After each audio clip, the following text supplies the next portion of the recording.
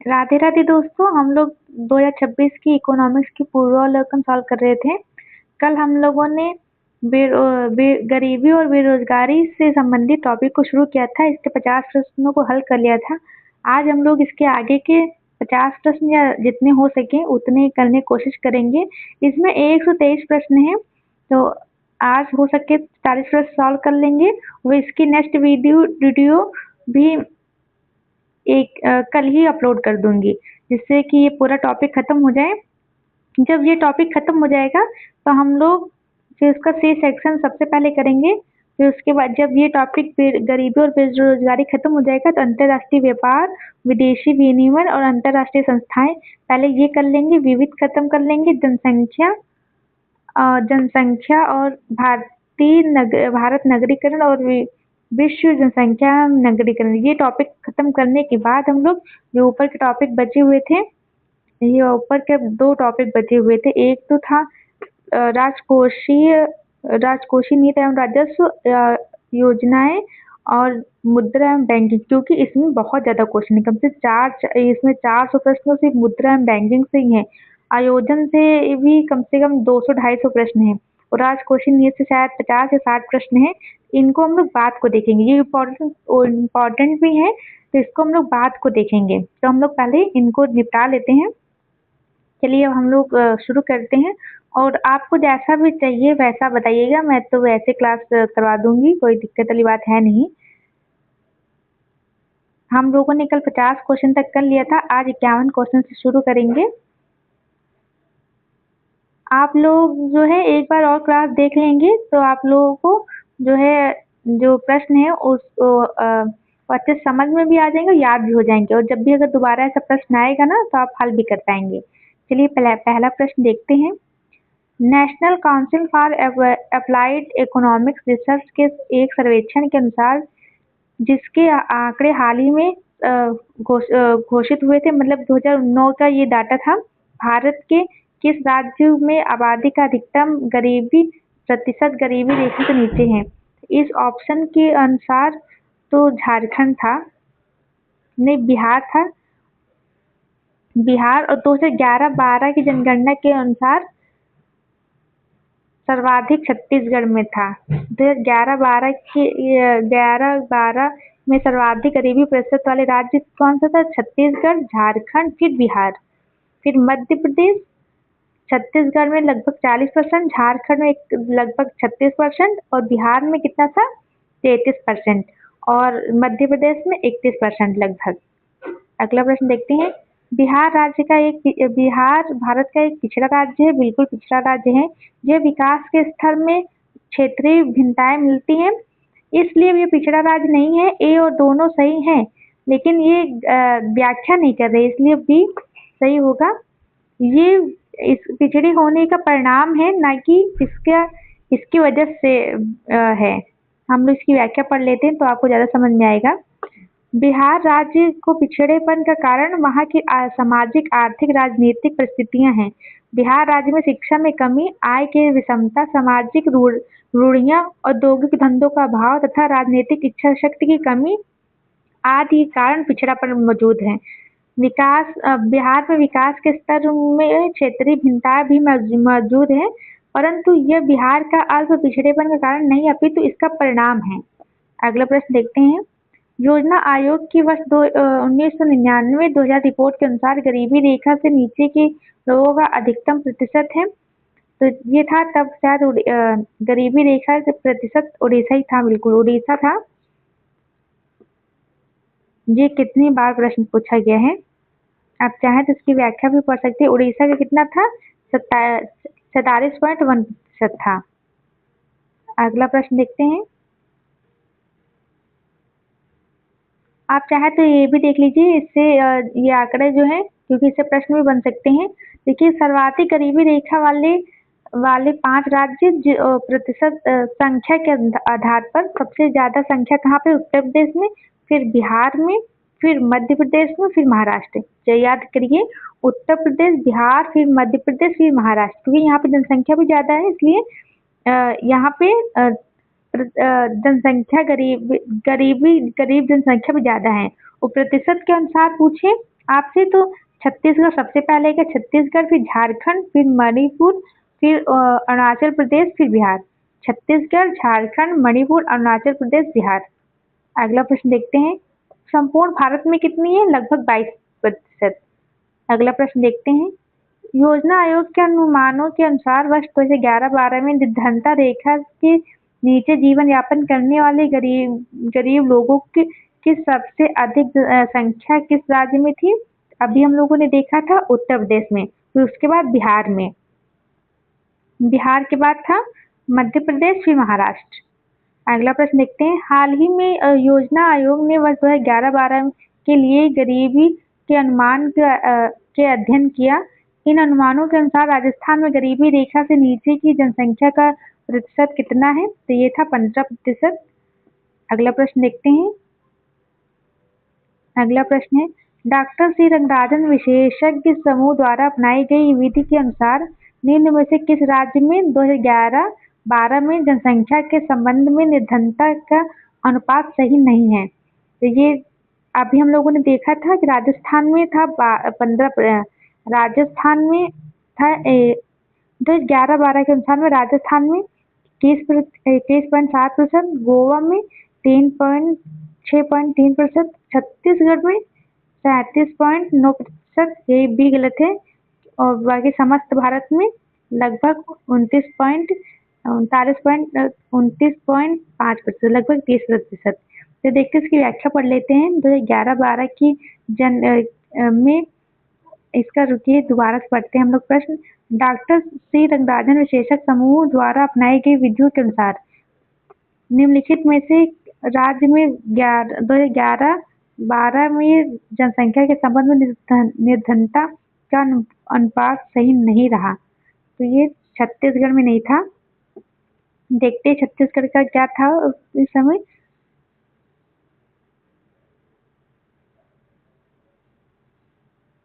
छत्तीसगढ़ का 47.9 था, लगभग 48% था।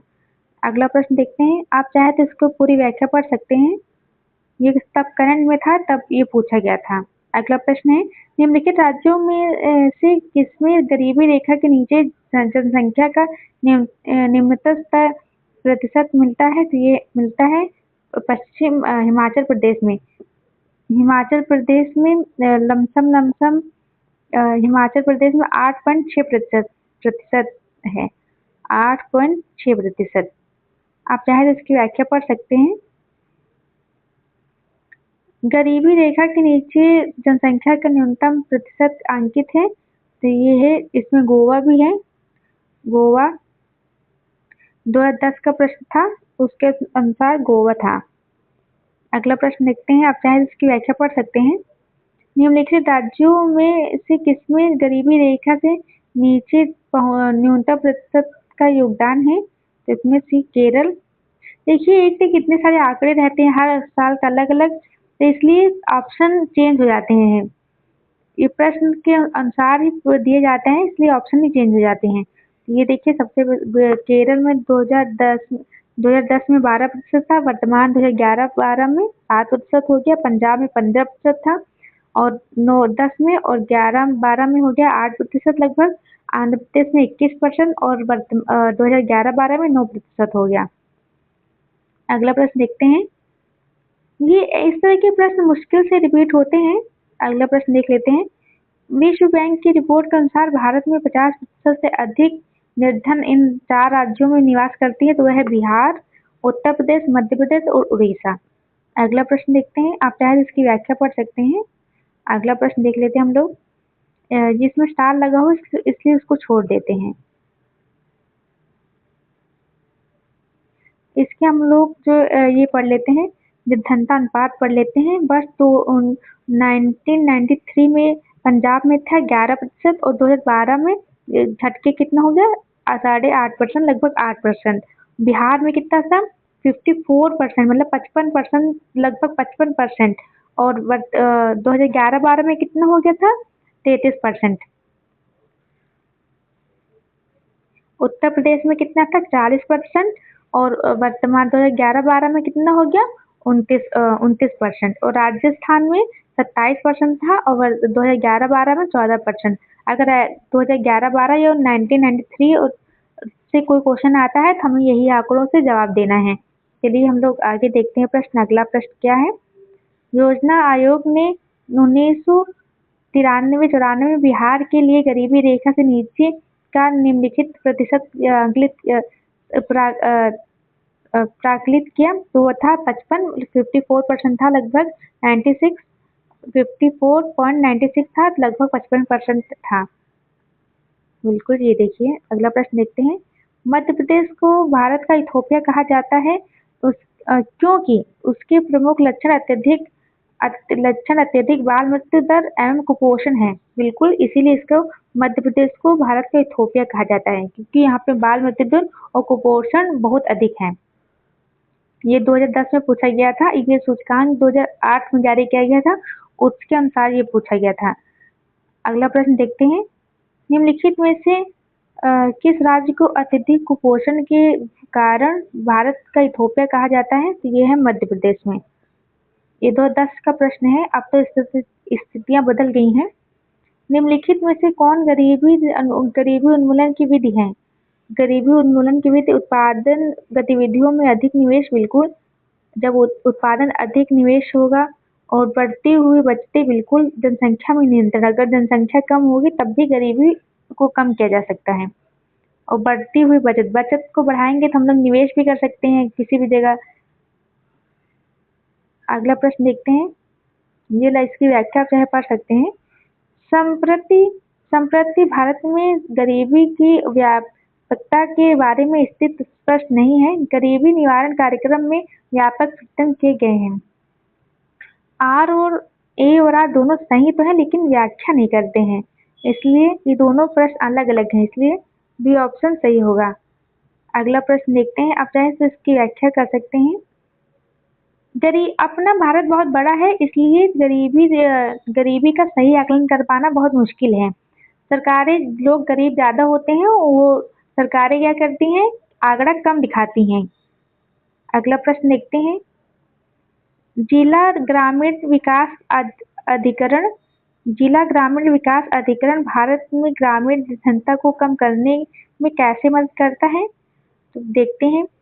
DRDA देश के कुछ विशिष्ट पिछड़े क्षेत्रों में पंचायती राज संस्थाओं के रूप में कार्य करते नहीं। DRDA विनिर्दिष्ट क्षेत्रों में निर्धनता और कुपोषण के कारणों का वैज्ञानिक अध्ययन करते हैं और उनके समाधान के विस्तृत उपाय तैयार करते नहीं। भी वित्त का प्रबंधन करते हैं। DRDA निर्धनता रोधी कार्यक्रमों को प्रभावी क्रियान्वयन हेतु इंटर सेक्टोरल तथा अंतर विभागीय समन्वय और सहयोग सुनिश्चित करते। बिल्कुल यही करते हैं, यही इनका कार्य है। चौथा देखते हैं। DRDA निर्धन रोधी कार्यक्रमों के लिए कोष पर निगरानी करते हैं और यह सुनिश्चित करते हैं कि उनका प्रभावी उपयोग हो। बिल्कुल यही इनका कार्य है, इसलिए 1 और 3 और 4 सही होगा, इसलिए बी ऑप्शन सही होगा। आप चाहें तो इसकी व्याख्या पढ़ सकते हैं। व्याख्या में भी वही सब दिया हुआ है जो हम लोगों ने ऑप्शन में दिया हुआ था। अगला प्रश्न देखते हैं। सार्वजनिक वितरण प्रणाली के संबंध में निम्नलिखित तथ्यों पर विचार कीजिए। पहला है ऑप्शन है मुख्य उद्देश्य तथा सब्सिडाइज कीमतों पर आवश्यक वस्तुओं को प्रदान करना। बिल्कुल इसका उद्देश्य यही है। यह कीमत सहायक कार्यक्रम की तरह प्रारंभ किया जाता है। बिल्कुल 1 और 2 दोनों होगा। और तीसरा देखते हैं। तीसरा ऑप्शन देखते हैं जो गलत है। खास सब्सिडी राज्य सरकारों के द्वारा दी जाती है। ये शायद राज्य और केंद्र दोनों के द्वारा दी जाती होगी, इसलिए ऑप्शन तीसरा गलत है। अगला प्रश्न देखते हैं। अगला प्रश्न क्या था, चलिए देख लेते हैं। अगला प्रश्न है सार्वजनिक वितरण प्रणाली का लक्ष्य है। इनका लक्ष्य है गरीबों को खाद्य सुरक्षा उपलब्ध कराना। बिल्कुल जमाखोरी एवं काला बाजारी रोकना। बिल्कुल व्यापारियों द्वारा अधिक मूल्य ले जाने से रोकना। उपयुक्त सभी। अगला प्रश्न देखते हैं। निम्नलिखित में से कौन सा कार्यक्रम ग्रामीण भारत में गरीबी दूर करने हेतु था? तो ये सभी थे। ट्राइसेम भी था, NREP भी था और IRDP भी था। चलिए हम लोग इसकी व्याख्या पढ़ लेते हैं। क्योंकि इससे दोबारा भी प्रश्न आ सकता है। तो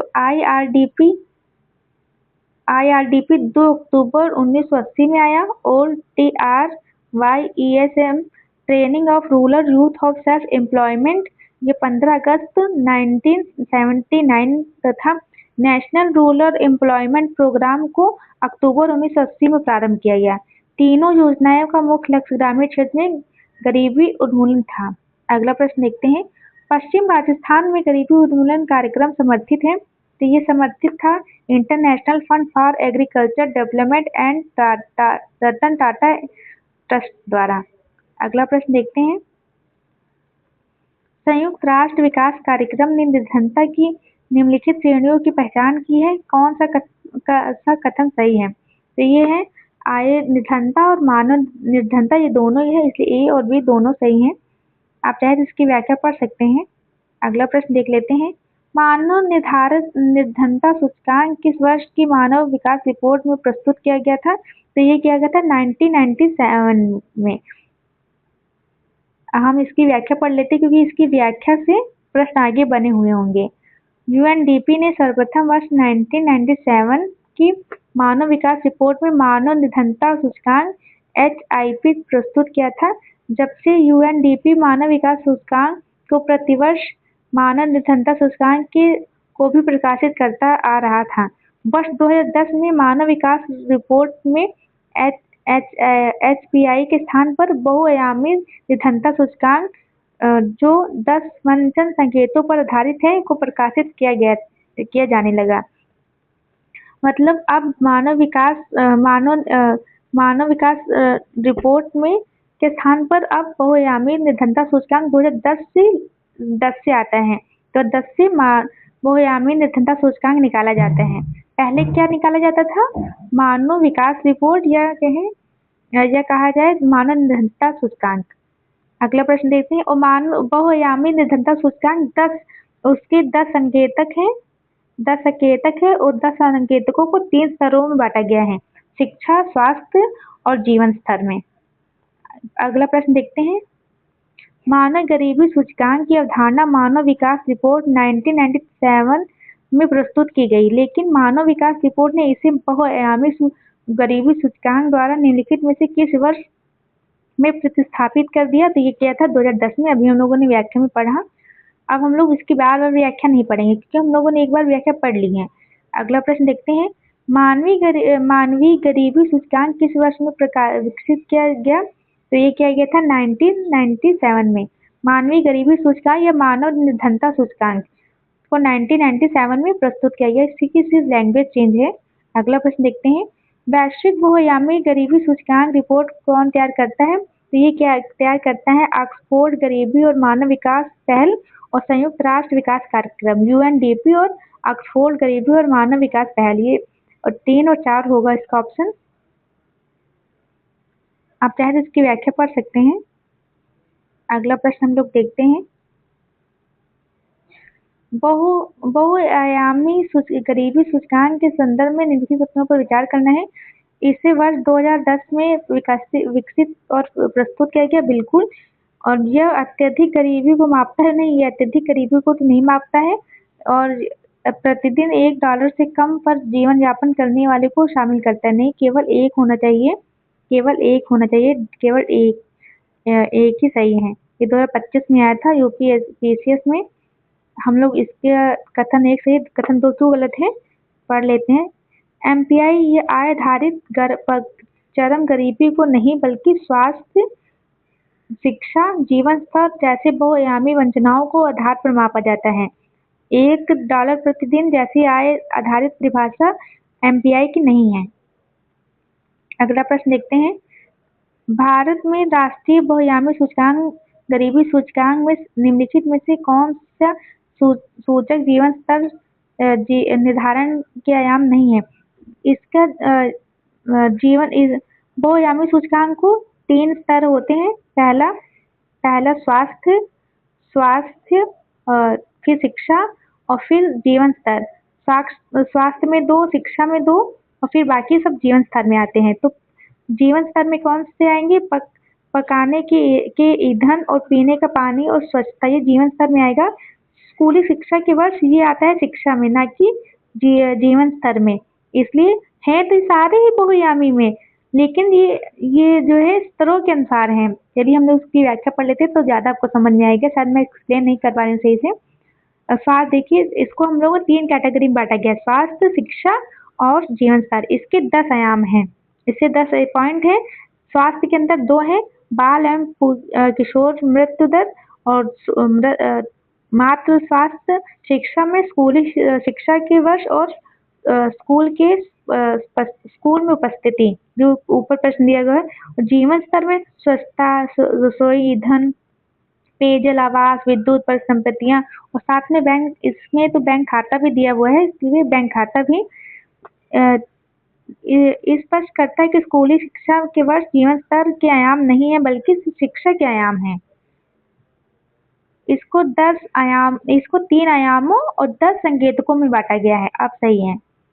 अगला प्रश्न देखते हैं, यूएनडीपी का बहुआयामी निर्धनता सूचकांक कितने प्रतियों में से बना है? तो ये अभी 10 प्रतियों और 3 आयामों। अगला देखते हैं, जी रहा। इसमें देखिए, इसमें जो बैंक खाता नहीं दिया हुआ है, बाकी इसमें सारा है।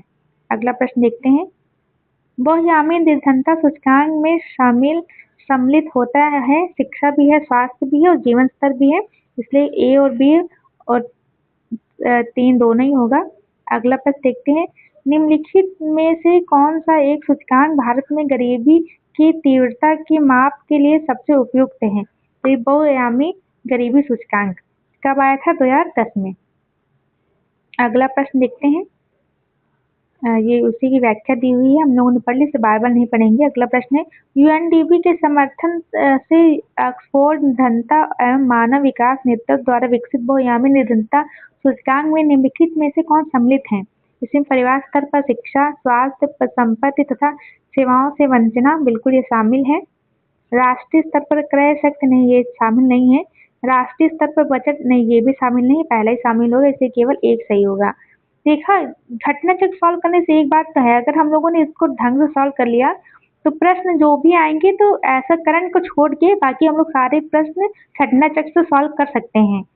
2000 अगला प्रश्न है, 2013 की मानव विकास रिपोर्ट, इसको नहीं करते हैं क्योंकि तब 2013 में आई थी, तो ये करंट का क्वेश्चन था। इस करंट का क्वेश्चन इसलिए नहीं कर रहे हैं क्योंकि अगर हम लोग करंट का डाटा याद कर लेंगे तो वर्तमान वाले डाटा से हम लोग कंफ्यूज हो जाएंगे, तो हम लोग उसको क्यों याद करें।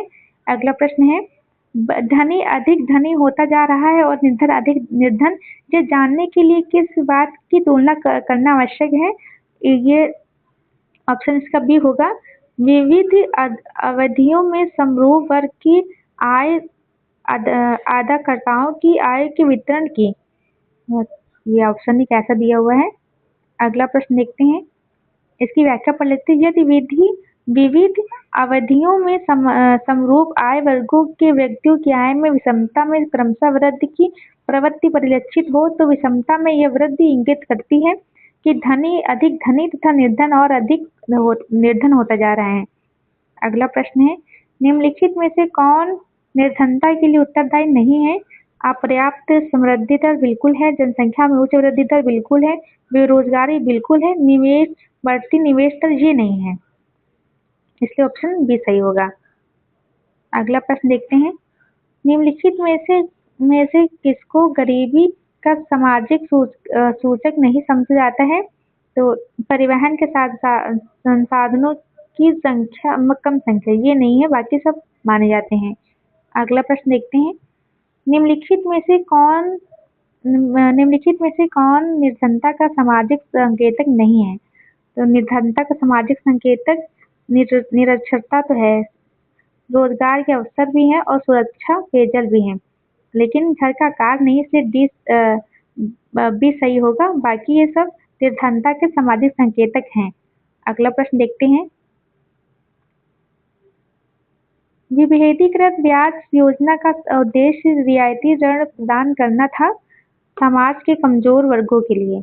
अगला प्रश्न देखते हैं, ये भी करंट से संबंधित है, इसको भी नहीं देखते हैं, इसमें 7% था, 7% था।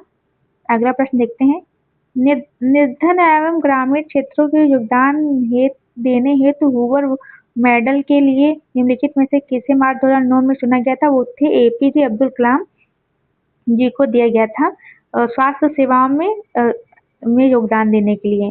पुरस्कार निर्धन एवं ग्रामीण लोगों को अत्याधुनिक स्वास्थ्य सेवाओं को कम कीमतों पर उपलब्ध कराने के लिए एपीजे अब्दुल कलाम जी को दिया गया था 2008। इनमें से किसने गरीबी निवारण के प्रभावपूर्ण अस्त्र के रूप में स्वयं सेवा समूह के विचार को दिया था? वे थे प्रोफेसर मोहम्मद यूनुस। प्रोफेसर मोहम्मद यूनुस जी थे, वो बांग्लादेश के थे और ये इनको नोबेल पुरस्कार 2006 के विजेता थे। उन्होंने स्वयं सहायता समूह की अवधारणा दी थी। अगला प्रश्न देखते हैं, आप चाहें तो इसकी व्याख्या पढ़ सकते हैं। गरीबी उपशमन पर 6 सार्क की मंत्रिपरिषद सभा हुई थी, तो तब हुई थी 2002 में हुई थी इस्लामाबाद पाकिस्तान, लेकिन 2005 में कहाँ हुई थी? थिम्पू भूटान, ये चौथी थी। अगला प्रश्न देखते हैं, भारतीय सामाजिक संरचना के मुख्य लक्षण है। इसमें सामाजिक संरचना के ग्रामों में अधिक जनसंख्या भी है, विभिन्न जातियां भी है, विभिन्न धर्म भी है, लेकिन निर्धनता नहीं है। निर्धनता सामाजिक आर्थिक है, इसलिए 1 और 2 होगा। 1 और 2 3 होगा। ये सामाजिक संरचना है, ये तीनों सामाजिक संरचना से संबंधित है, लेकिन निर्धनता सामाजिक आर्थिक संरचना से संबंधित है, इसलिए ये नहीं होगा। बाकी ग्रामों में भी निर्धन लोग हैं, इसको हम लोग पढ़ लेते हैं। चौथा ऑप्शन 2 गलत था। निर्धनता भारतीय सामाजिक संरचना का लक्षण न होकर बल्कि देश के सामाजिक आर्थिक संरचना का प्रदर्शित करता है, मतलब आर्थिक सामाजिक संरचना का लक्षण है निर्धनता। अगला प्रश्न देखते हैं, 1991 के संदर्भ के बाद की भारतीय अर्थव्यवस्था में संबंध में निम्नलिखित कथनों पर विचार करना है 1991 के आर्थिक उदारीकरण के बाद। तो पहला है शहरी क्षेत्रों में श्रमिकों की उत्पादकता में वृद्धि हुई जबकि ग्रामीण क्षेत्रों में इसकी कमी हुई, तो पहला ऑप्शन गलत है। और दूसरा देखते हैं, पहला ऑप्शन गलत है। दूसरा देख लेते हैं, कार्यबल में ग्रामीण क्षेत्रों की प्रतिशत हिस्सेदारी में सतत वृद्धि हुई, और ये भी गलत है। तीसरा ऑप्शन देते हैं, ग्रामीण क्षेत्रों में गैर कृषक अर्थव्यवस्था में वृद्धि हुई, बिल्कुल। ग्रामीण क्षेत्रों में की वृद्धि दर में कमी हुई। ग्रामीण क्षेत्रों की वृद्धि, ग्रामीण रोजगार की वृद्धि दर में कमी हुई, तो ये भी सही है। इसे बी उत्तर भी सही होगा। ये 2020 में IAS प्री में पूछा गया था। आप चाहे तो इसकी व्याख्या पढ़ सकते हैं। इसकी व्याख्या बहुत बड़ी है और इसमें बहुत सारा डाटा भी दिया गया है, आप चाहे तो पढ़ सकते हैं, लेकिन संभावनाएं कम है दोबारा आने की। भारत में रोजगार वृद्धि की दर बहुधा रही है लगभग 2%। अगला प्रश्न देखते हैं, बेरोजगारी समस्या से गरीबी बढ़ती है क्योंकि गरीबी रेखा से नीचे रहने वाले की संख्या बढ़ती है। बेरोजगारी समस्या से गरीबी बढ़ती है।